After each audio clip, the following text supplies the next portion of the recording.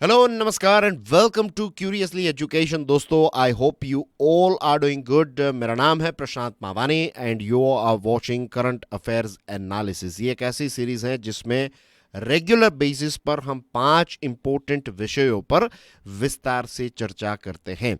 आप सारे व्यूअर्स से ये एक रिक्वेस्ट है, right, to make this series bigger. इसके लिए अगर आप थोड़ी इसमें अपनी जान डाल दें, if you share this video with other students. बहुत सारे ऐसे स्टूडेंट्स हैं जिनको इस सीरीज़ के बारे में पता नहीं है और उनको इस बारे में पता तब चलेगा when you will share this video. अब आप सोचेंगे कि I share this video on regular basis. बहुत सारे ऐसे स्टूडेंट्स हैं जो शेयर करते हैं, लेकिन मेजोरिटी भी ऐसे हैं जो वीडियो को देखते हैं, लाइक भी नहीं करते, कमेंट भी ड्रॉप नहीं करते। तो व्हाट हैपेंस इज, यूट्यूब का जो एल्गोरिथम है ना, वो हमारे फेवर में नहीं रहता when you don't act. When you act you will find के यूट्यूब जो है वो वीडियो को शेयर करना स्टार्ट कर देगा। तो it is very very important for the growth, for the sustainable growth of this series कि आप ये 3 चीज़ें लाइक, शेयर एंड कमेंट ज़रूर करें। So I was talking about this series. ये सीरीज जो है, इसमें हम 5 टॉपिक्स को रेगुलर बेसिस पर डिस्कस करते हैं और खास करके नए स्टूडेंट्स के लिए this series will help you with your critical analysis की skill. This is very very important अगर आप कॉम्पिटिटिव एग्जामिनेशन की तैयारी कर रहे हैं और ख़ास करके एक ऐसी एग्ज़ाम जिसमें मेंस एग्जामिनेशन का पार्ट आपको बनना है, जहाँ पर आपको आंसर राइटिंग करनी है। उसके लिए क्रिटिकल एनालिसिस की skill is one of the most important skill that you need. और ये सीरीज़ को रेगुलर फॉलो करेंगे तो it will give you an edge over your examination, over competition. और यहाँ पर हम कॉम्प्लेक्स चीज़ों को बहुत ही सिंपल तरीके से समझते हैं। Right, so let's start with today's discussion. आज का जो पहला विषय है, जो पहला क्वेश्चन है, that is what are the implications of Israel emerging as the sole dominant nuclear power in West Asia. अब तो ऐसा ही हो गया, इजराइल जो है वो यहाँ का अकेला सोल डोमिनेंट यानी कि अकेला सबसे पावरफुल देश बन गया वेस्ट एशिया क्षेत्र का। आपकी स्क्रीन पर आप देख सकते हैं, this is the map of West Asia, right. यहाँ पर थोड़े अफ्रीकन कंट्रीज भी हैं, ऊपर देखेंगे तो अमेरिकन यूरोपियन कंट्रीज भी हैं, यहाँ पर यूरोपियन कंट्रीज हैं। जब मैं वेस्ट एशिया की बात करता तो वी आर टॉकिंग अबाउट रफली स्पीकिंग दिस रीजन, राइट, रफली स्पीकिंग दिस रीजन। तो यहाँ पर अगर हम देखें तो you can see here Iran, अभी युद्ध चल रहा था, this is Israel here, right. और इजराइल और Gaza strip was also in news, right. This is here where you find Gaza strip and this is Iran here. यहाँ पर straight of Hormuz है, बहुत ही इंपॉर्टेंट जगह है ये स्ट्रेट ऑफ हॉर्मुज। इस पर भी हमने डिस्कशन की थी, इसके भी मैप को अलग से देखा था, राइट। चलिए अब डिस्कशन की शुरुआत करते हैं। इजराइल, यूएस ने ईरान पर स्ट्राइक्स की। ईरान से जो एक न्यूक्लियर खतरा था, ये जो थ्रेट था ईरान का कि भाई ईरान के पास न्यूक्लियर बॉम्ब्स आ जाएंगे तो फिर क्या करेंगे, ये अब चीज जो है ये अब खत्म हो चुकी है। ये भय जो है ये अब खत्म हो चुका है। And this is the reason कि इस क्षेत्र में अब सबसे पावरफुल अकेला ऐसा कोई देश है तो दैट इज इजराइल। और इजराइल को डायरेक्टली यूएसए का साथ मिलता है। अब देखिए इन दोनों की दोस्ती को यहां पर ऑब्जर्व कीजिए। अब चाइना और पाकिस्तान एक दूसरे को क्या कहते हैं, ऑल वेदर फ्रेंड्स कहते हैं। लेकिन जब ऑपरेशन सिंदूर हुआ तो चाइना डायरेक्टली इन्वॉल्व नहीं हुआ, लेकिन जैसे ही इजराइल ईरान के साथ इन्वॉल्व हुआ, यूएसए भी साथ में आ गया।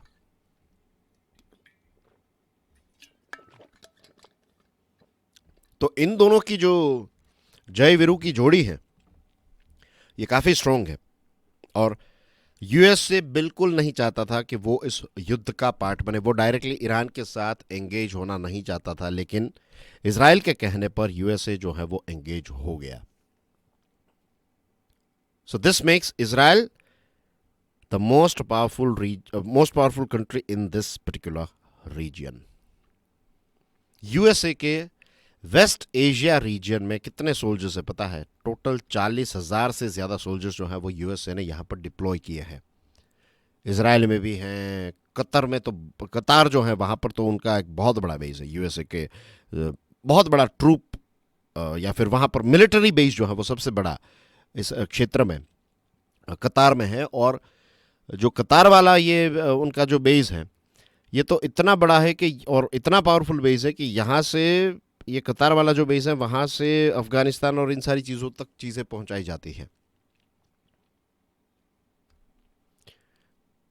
एक लंबे समय से ये जो गल्फ के देश हैं, ये सारे जो Saudi Arabia, Qatar, UAE, Yemen, Oman, Jordan etcetera, ये सारे देशों को ईरान का एक भय था। ईरान जो है एक प्रॉक्सी वॉर का इस्तेमाल कर रहा था, फिर एक अलग आइडियोलॉजी जो है इनसे, राइट, इनके कंपैरिजन में एक अलग आइडियोलॉजी से चल रहा था। तो दे वर लाइक बिट अफ्रेड, वो डायरेक्टली ईरान के साथ ऐसे कन्फ्रंट नहीं कर रहे थे, मिलिट्री वाइज तो फाइट नहीं कर रहे थे ये सारे देश।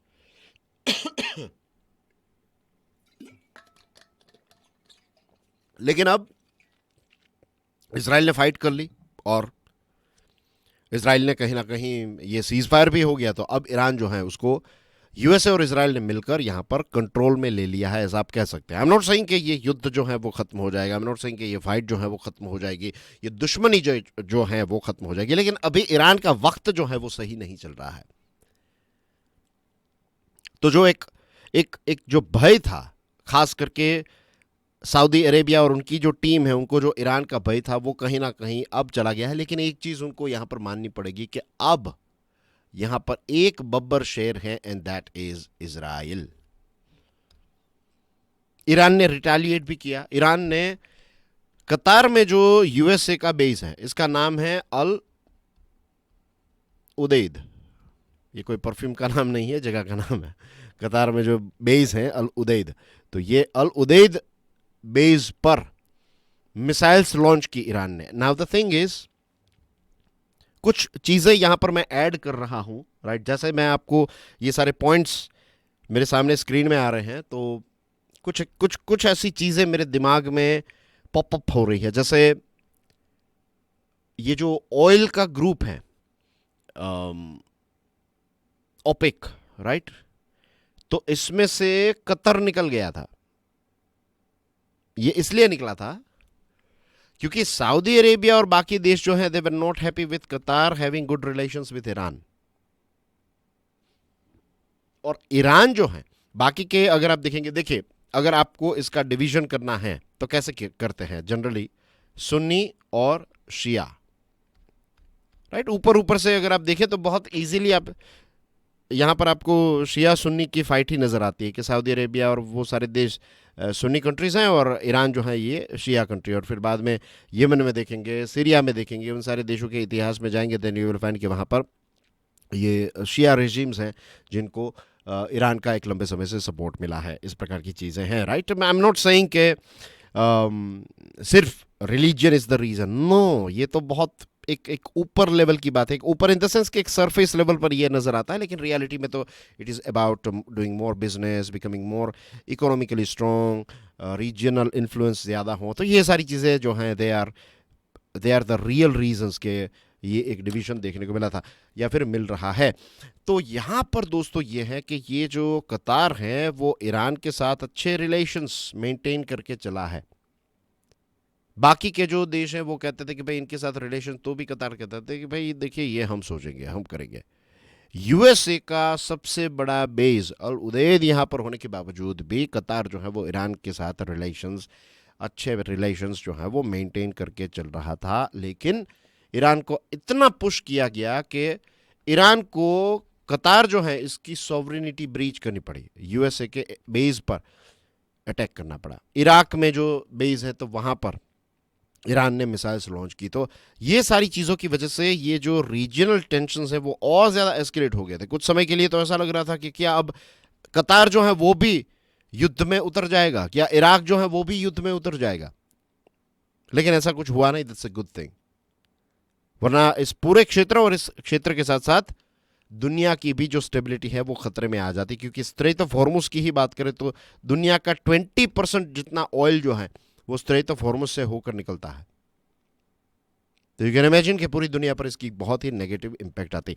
रही बात ईरान के लीडरशिप की, अब अयतुल्ला अली खैमेनी जो हैं तो उनकी रजीम पर भी खतरा आ गया। उनकी सिचुएशन ऐसी हो गई थी कि अगर वो अटैक ना करें, रिटेलिएट ना करें, तो कहेंगे कि भाई आप बातें ही बड़ी बड़ी करते हैं, आप कुछ नहीं कर पाते। और अगर अटैक करें तो फिर यूएसए और इजराइल मिलकर चीजों को डिस्ट्रॉय कर दे। तो एक जो लंबे समय से यूएसए और इजराइल का एक जो गोल रहा है उनका, मीन्स अभी इस पर्टिकुलर सिचुएशन को लेकर जो गोल था वो यही था गोल कि भाई ये जो न्यूक्लियर बॉम्ब बनाने की क्षमता है ईरान की, ये खत्म हो जाए। ये इनकी नंबर 1 प्रायोरिटी थी। इसी के साथ साथ डीप जो प्रायोरिटी है वो ये है कि ये जो थियोलॉजिकल रेजीम है, व्हाट इज थियोलॉजिकल? थियोलॉजिकल का मतलब होता है थियोक्रेसी। थियोक्रेसी यानी कि धर्म के साथ जुड़ी हुई। ये धर्म गुरु जो है वो देश का सबसे ताकतवर व्यक्ति बनता है। ऐसे सिस्टम को आप थियोलॉजी कहते हैं। फॉर एग्जाम्पल चर्च जो है वो पूरा देश चलाता है, फॉर एग्जाम्पल, राइट? तो इसको आप कह सकते हैं थियोलॉजी, कि कोई धर्म गुरु पूरे देश का सबसे ताकतवर जो है वो प्रेसिडेंट, प्राइम मिनिस्टर नहीं है, आपका धर्म गुरु है। That's what Ayatollah Khamenei is. तो यूएसए और इजराइल ये चाहते हैं कि ये थियोलॉजिकल फाउंडेशन, ये चीजें खत्म होनी चाहिए, और ये डेमोक्रेसी बनना हो तो डेमोक्रेसी बन जाए, लेकिन ये चीजों को हटाओ। और दूसरी तरफ खतरा यह भी है कि अगर ये सिस्टम खत्म हो गई तो वहां पर कोई ओपोजिशन पार्टी इतनी कोई स्ट्रांग नहीं है, ओपोजिशन साइड कितनी स्ट्रांग नहीं है ईरान में। तो जो हाल इराक का हुआ, जो हाल लिबिया का हुआ, ऐसा हाल कहीं ना कहीं ये ईरान का ना हो जाए। क्योंकि you have to accept this fact as well कि ईरान जो है इतने सारे सैंक्शंस, ये सारे स्ट्रगल्स के बावजूद भी यहाँ पर खड़ा है। कितने 1979 से लेकर अभी तक कितने 46 ईयर्स हो गया लगभग। यूएसए का जानी दुश्मन है और इसके बावजूद भी यहां तक पहुंचा है। तो इराक लिबिया जैसी हालत अगर इस देश की भी हो जाएगी तो ये दुनिया के लिए भी और इस क्षेत्र के लिए भी अच्छा नहीं होगा। अभी तो एक सीज फायर जो है ये यूएसए ने करवा दिया है। इसके बाद भी, सीज फायर के बाद भी ये चीज़ हमें देखने को मिली थी कि भाई इसराइल ने अटैक किया, ईरान ने अटैक किया, और उसके बाद फिर से ट्रम्प साहब का ये ट्वीट आया कि भाई अब ट्वीट या फिर जो ट्रू सोशल ऐसा कुछ प्लेटफॉर्म है, मैंने कभी देखा नहीं है लेकिन न्यूज़पेपर में ये सारी चीज़ें लिखी आती हैं। तो एनीवे सोशल मीडिया पर उन्होंने ये बताया कि अब फाइनल सीज फायर हो चुका है। लेकिन ये सारी चीज़ों में जो चीज़ हुई है, दैट इज एक चीज़ का खात्मा हो गया, and that is reason, that is logic. But anyways let's hope कि फिर से न्यूक्लियर डील को लेकर यूएसए और ईरान एक दूसरे के साथ बातचीत करना स्टार्ट करें। दूसरी तरफ जो हमारा प्रश्न है जिसकी शुरुआत हुई, दैट इज कि अब यहां पर तो अकेला एक पावरफुल कंट्री रहा, and that is this Israel. तो जो नेतन्याहू साहब हैं, देखिए at the end of the day उनको भी पॉलिटिक्स में जीतना पड़ेगा, तब जाकर वो प्राइम मिनिस्टर बने रहेंगे। तो अब तो उनकी लोक चाहना थोड़ी इंप्रूव हो गई है, और ईरान की न्यूक्लियर फैसिलिटीज को खत्म कर देना यानी कि इसराइल के लोगों के लिए एक बहुत बड़ी बात है। इट्स एक बहुत बड़ा मुद्दा था सालों से, एक बहुत बड़ा सपना था, वो कहीं ना कहीं आज अचीव कर लिया। तो अब तो नेतन्याहू साहब की जो भी गलतियां हैं शायद वो भी वहां के लोग जो हैं वो माफ़ करने के लिए तैयार हो जाए। और नेक्स्ट जो स्टेप नेतन्याहू का जो दूसरा सपना, एक कहता है ना कि कुछ चीज़ें अचीव करनी है, तो एक जो उनका था वो ये था कि ईरान के ये जो न्यूक्लियर बॉम्ब्स हैं या फिर ये बॉम्ब बनाने की क्षमता खत्म हो जाए। दूसरा जो है उसको कहते हैं Eretz Israel. Eretz Israel, what is Eretz Israel? Eretz Israel का मतलब ये है कि ये जो अभी हम वेस्ट बैंक वाला क्षेत्र देखते हैं, जो गाजा वाला क्षेत्र देखते हैं, ये सारी चीज़ें ना हो, सिर्फ और सिर्फ एक बड़ा इजराइल हो। This is the thing, right? ये यहाँ पर आप देखिए, दिस इज एरेट्स इजराइल। अभी इजराइल का मैप देखेंगे तो यहाँ पर आपको वेस्ट बैंक वाला क्षेत्र मिलेगा। नहीं, एरेट्स इजराइल का मतलब यह है कि एक तरफ मेडिटेरेनियन, एक तरफ जॉर्डन की नदी, जॉर्डन रिवर, इन दोनों के बीच में जो ज़मीन है दैट इज इजराइल। तो ये जो इनका एक है, मीन्स ये जो सपना है, और ये भी अनुमान लगाया जाता है कि 2026 यूएस प्रेसिडेंशियल इलेक्शन से पहले शायद ये सपना जो है वो अचीव करने का एग्जीक्यूशन स्टार्ट हो जाए। तो किस प्रकार का देश बनेगा इजराइल? एक एपार्थाइड स्टेट बन जाएगा जहां पर यहूदियों को फर्स्ट क्लास सिटीजनशिप मिलेगी और जो पैलेस्टीनियंस हैं उनको सेकंड क्लास सिटीजन? किस प्रकार का देश बनाना चाहते हैं? क्या ये सपना जो है ये पूरा करने की शुरुआत जो है वो इजराइल अभी से स्टार्ट कर देगा? We have to wait and watch, क्योंकि बाकी के देशों को आप देखेंगे, गल्फ स्टेट्स जो हैं उन्होंने कोई भी स्ट्रॉन्ग स्टैंड अभी नहीं लिया है, निंदाएं की है, ये सारी चीजें की है। और गाजा में जो चीजें हो रही हैं इस पर भी एक वक्त पर ये सारे गल्फ के देश जो हैं वो ओपनली बोलते थे, लेकिन अब वो नहीं बोल रहे हैं। They want to go ahead with Abraham accords, वो यहाँ पर शांति चाहते हैं। किसी और पहले ऐसा था कि भाई वो भी मुसलमान हैं तो उनको हमें सपोर्ट करना है। अब ये चीज़ें जो हैं वो नज़र आती है। सऊदी अरेबिया इज सेइंग कि भाई देखिए हर जगह पर फिर हम ये कार्ड लेकर नहीं चल सकते, वो उनका इश्यू है। इस प्रकार का एटीट्यूड हमें देखने को मिलने लगा है। हमारे देश भारत की बात करें तो भारत काफ़ी कोशियस रहा, नॉन अलाइंड रहा हमारे सारे देशों के साथ। यहाँ पर जो है Israel, USA, Iran, gulf states के साथ काफ़ी अच्छे रिलेशंस हैं। ईरान की बात करें तो चाबहार पोर्ट हैं, फिर north south, what's the name of that, international north south trade route, INSTR, तो ये मॉस्को को मुंबई के साथ जोड़ता है। तो इसमें ये बंदर अब्बास, चाबहार पोर्ट ये काफ़ी इंपॉर्टेंट रोल प्ले करता है। तो ईरान के साथ भी काफ़ी अच्छे रिलेशंस हैं। The collapse of regimes in Iraq and Libya serves as a cautionary tale for Iran's future. Israel-Iran crisis underscores the urgent need for diplomacy to prevent further escalation. जो भी हो अब फ्यूचर में और आने वाले भविष्य में इन दोनों के बीच में एस्केलेशन ना हो, that is the most important thing. दूसरा जो प्रश्न है ये भी इसी के साथ जुड़ा हुआ है। How do the recent Israel US attacks on Iran's nuclear facilities undermine the global non-proliferation regime? Israel ने कहा कि ये तो हमारी प्री एम्प्टिव स्ट्राइक्स हैं, लेकिन ये प्री एम्प्टिव स्ट्राइक जो है ये एक फुल फ्लेज्ड वॉर में तब्दील हो गई। 12 दिनों तक इंटेंस फाइटिंग हुई दोनों देशों के बीच में, और सबसे बड़ा जो खतरा था वो तो ये था कि रेडियो एक्टिव लीकेज अगर हो गया तो फिर क्या होगा। तो ये सारी पूरी दुनिया को खतरे में डाल दिया इजराइल के इस प्रकार के बिहेवियर की वजह से।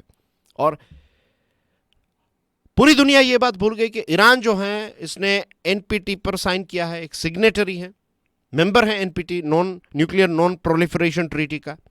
ये ईरान ही देश है जिसने JCPOA को साइन किया था, जिसमें P5+1 देश थे। कई बार ये चीज़ मैंने एक्सप्लेन की है, तो मैं JCPOA की डिटेल्स में नहीं जा रहा हूं।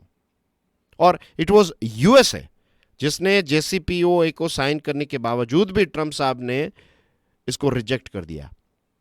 तो यहां पर अगर आप देखेंगे तो ईरान के साथ भी धोखा हुआ है, ऐसा नहीं कि इजराइल ही राइट है।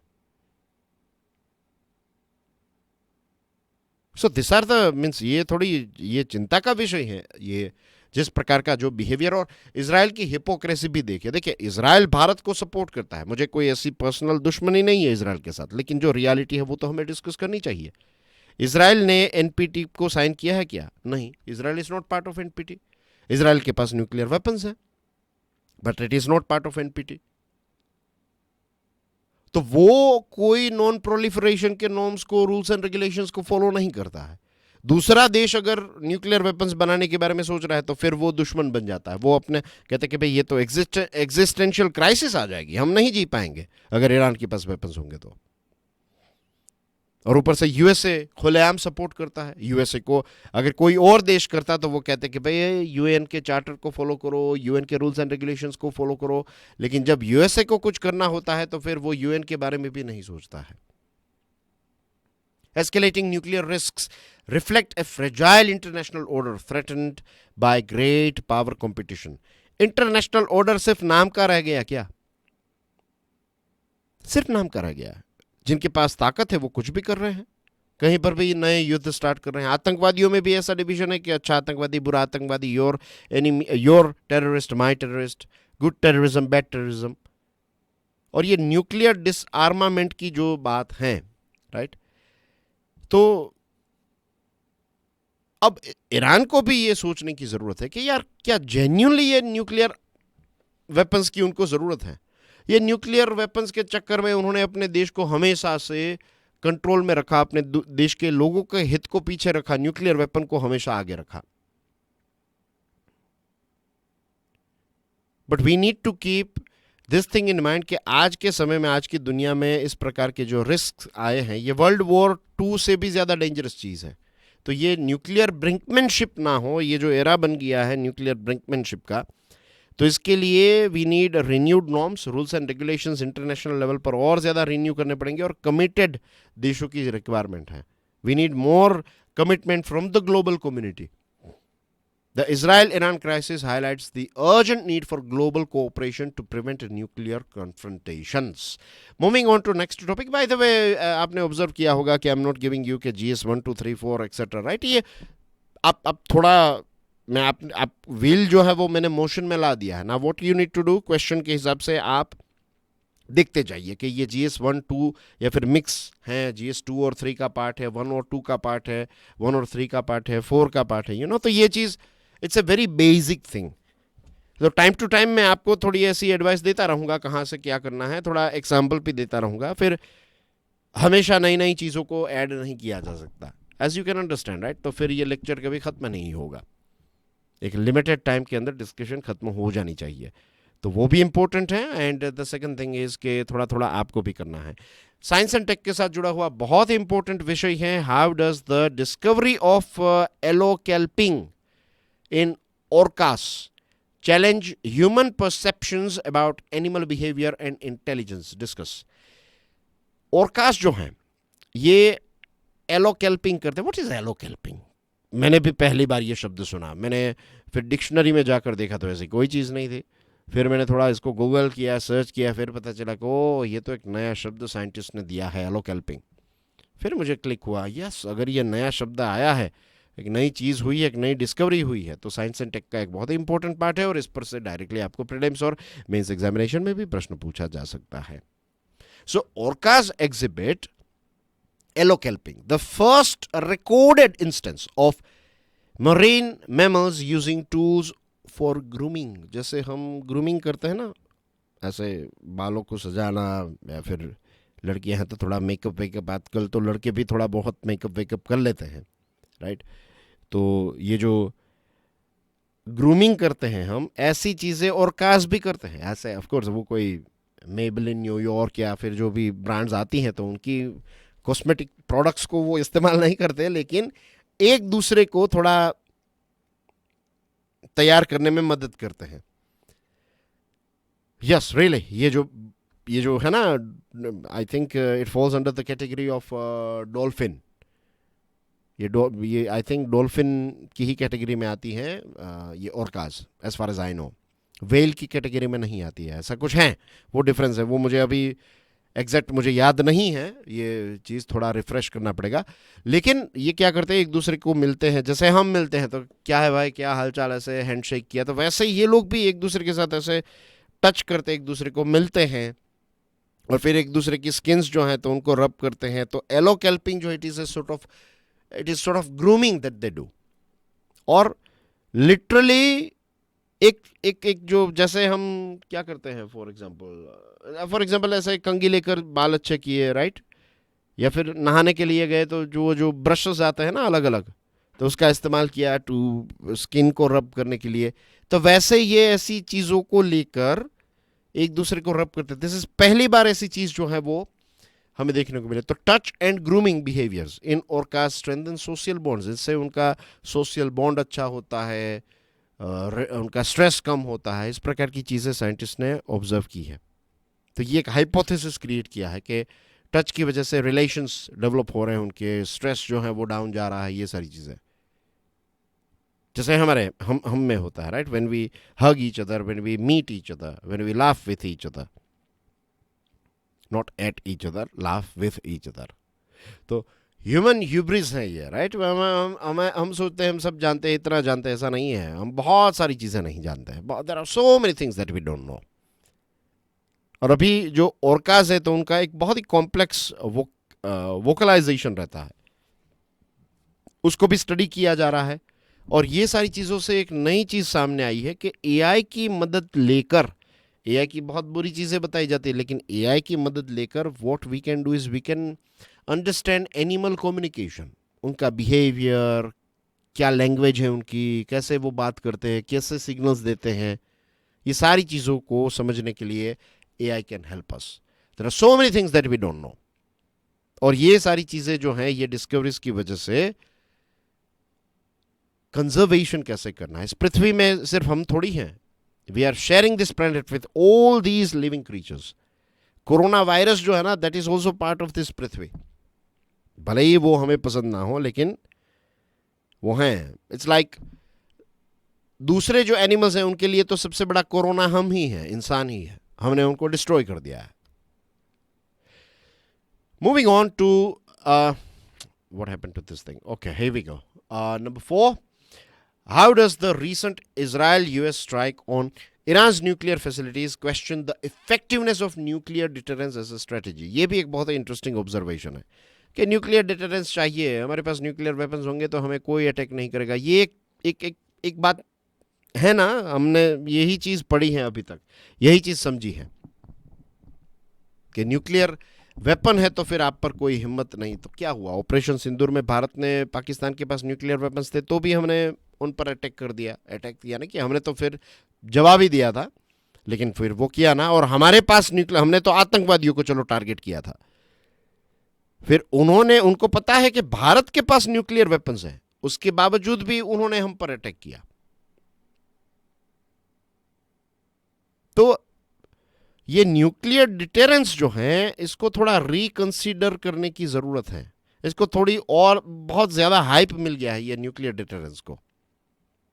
अब देखिए, Russia, China, India, Israel, Pakistan, north Korea, ये सारे अलग अलग देशों ने न्यूक्लियर डिटेरेंस के लिए ये हथियारों को अपनाया. राइट, ये हथियारों की खोज की, या फिर ये हथियार हम सबके पास हैं.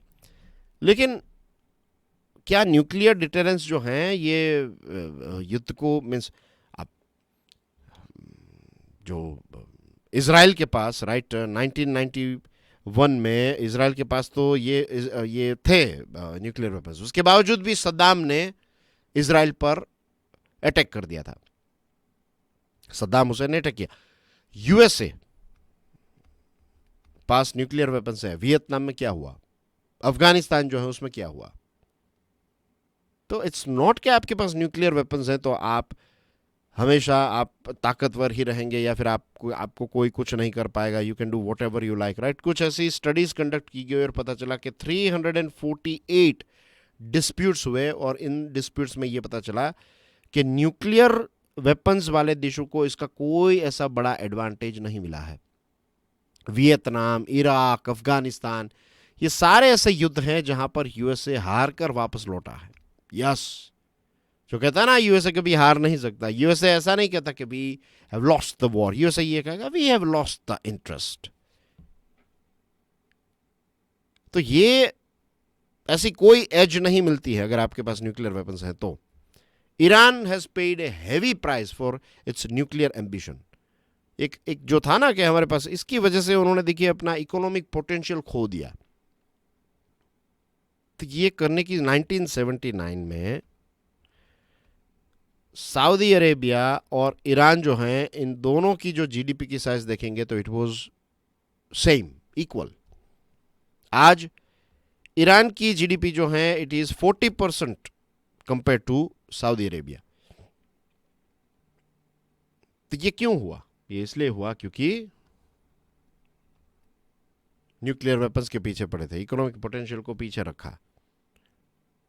और मॉडर्न प्रिसीजन वेपनरी इतनी ज़्यादा है, इतनी अच्छी हैं मॉडर्न प्रिसीजन वेपनरी के आपका न्यूक्लियर वेपन आप लॉन्च करेंगे उससे पहले ये कुछ ऐसे बड़े बड़े वेपन से, फॉर एग्जांपल अभी हमने देखा ना ये GBU-57 बंकर बस्टर जिसको कहते हैं, राइट, बंकर को तोड़ने वाला, बंकर को बस्ट करने वाला बंकर बस्टर बॉम्ब जो है, तो ये फोर्डो में जब गिराया गया, आप अपने न्यूक्लियर वेपन्स को लॉन्च करेंगे उससे पहले इतने लेटेस्ट नॉर्मल यानी कि कन्वेंशनल वेपन्स हैं जो आपके न्यूक्लियर कैपेबिलिटी को ही ख़त्म कर देंगे. सो सबसे इंपॉर्टेंट चीज़ जो है, नंबर 1 इज़ स्ट्रॉन्ग इकोनॉमी, और दूसरी चीज़ है कन्वेंशनल यानी कि रेगुलर आपकी मिलिट्री स्ट्रेंथ. ये भी पर्याप्त है. इससे ऊपर आपको न्यूक्लियर वेपन्स नहीं भी हैं तो भी चलेगा आज के समय में। तो ये एक रियलिटी है। तो इस हिसाब से अलग अलग देशों को अपने सपने देखने चाहिए। ये क्या हो रहा है? I don't know why we are not able to click this thing. Okay, here we go. Number 5, how does India's current demographic transition present an opportunity to achieve developed status? Discuss the challenges and strategies required. Directly mains examination में ये प्रश्न पूछा जा सकता है, society के साथ जुड़ा हुआ प्रश्न है, इकोनॉमी के साथ जुड़ा हुआ ये प्रश्न है। देखिए, विकसित भारत अगर बनाना है तो हमारे पास एक विंडो ऑफ अपॉर्चुनिटी है। लिमिटेड समय के लिए हमारा देश जो है वो यंग देश रहेगा।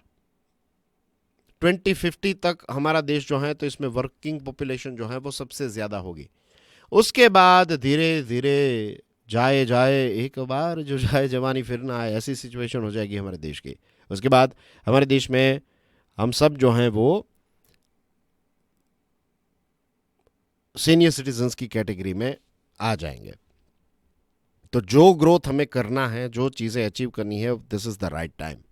जैसे एक इंसान के जीवन में भी होता है वैसी ही है चीज़ें ये कि जनरली कहते हैं 20 to 40, बट मैंने कई बार ये चीज़ बताई है 20 to 40 आप अपना बेस स्ट्रॉन्ग कर सकते हैं। 40 से 60 जो है वो एक ऐसा टाइम होता है जब आप मैक्सिमम सारी चीज़ों को अपने जीवन में जहाँ तक पहुँचना चाहते हैं, जो हाइट होती है वो जनरली स्पीकिंग लोगों को 40 से 60 की रेंज में मिल जाती है। तब तक वो एक बहुत ही मैच्योर सुलझे हुए हो जाते हैं और उसके बाद चीज़ें काफ़ी ज़्यादा, सभी के लिए नहीं लेकिन ऑब्जर्व किया गया है कि यू विल फाइंड कि जब जितने भी लोग टॉप पर पहुंचे तो वो 40 के बाद पहुंचे हैं। तो देश के साथ भी ऐसा होता है कि जब एक बहुत यंग भी नहीं लेकिन एक मैच्योर पॉपुलेशन है, फिर उसके बाद रिटायरमेंट का वक्त आ जाता है एक देश के लिए। जैसे एक व्यक्ति का आता है इन जनरल, वैसे एक देश का भी आ जाता है। तो this is the right time for us. But what we need is we need high and sustained GDP growth. ये जब होगा ना तभी हम हर एक व्यक्ति, ये जो डेमोग्राफिक डिविडेंड है अभी, तो राइट जॉब, राइट बिजनेस की अपॉर्चुनिटीज, ये सारी चीज़ें जब तक नहीं होगी तब तक we won't be able to harness this potential. और most important thing is human capital. मैंने क्या आप क्यूरियसली को देखेंगे कुछ जो वीडियोस मैंने अभी बनाए हैं, there are some more videos coming, definitely कुछ वीडियोस आने वाले, बहुत सारा कंटेंट है, लेकिन अभी कुछ ऐसी चीज़ें हैं जिसकी वजह से I am not able to deliver all the lectures one by one, right. मुझे थोड़ा बीच में ब्रेक भी आ जाता है because of other important stuff that is going on.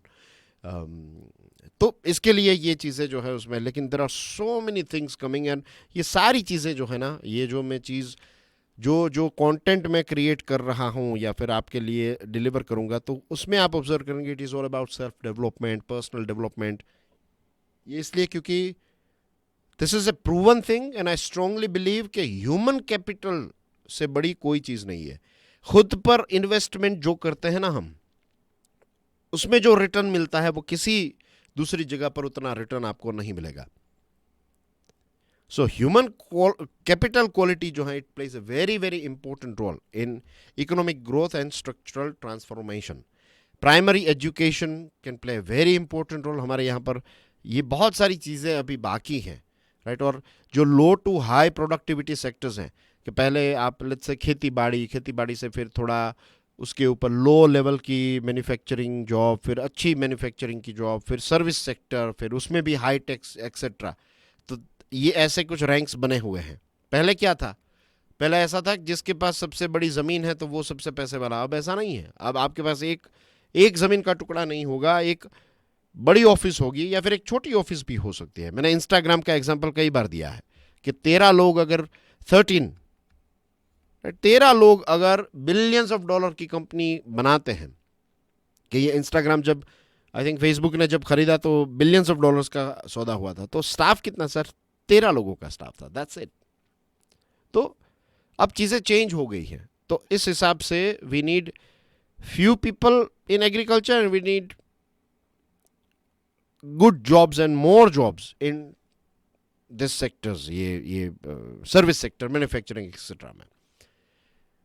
तो उस हिसाब से हमारी स्किल्स को डेवलप करना है, उस हिसाब से इंडस्ट्रियल नीड्स को ध्यान में रखते हुए we have to upgrade our skills. और यही मेरी भी कोशिश है क्यूरियसली एजुकेशन पर कि जो सॉफ्ट स्किल्स हैं, जो पर्सनल डेवलपमेंट के साथ जुड़ी हुई चीज़, ये चीज़ें कहीं पर भी हमें, means I am not saying दूसरे platforms, I don't know about other platforms, शायद फॉरेन कंट्री में इंग्लिश लैंग्वेज में होंगे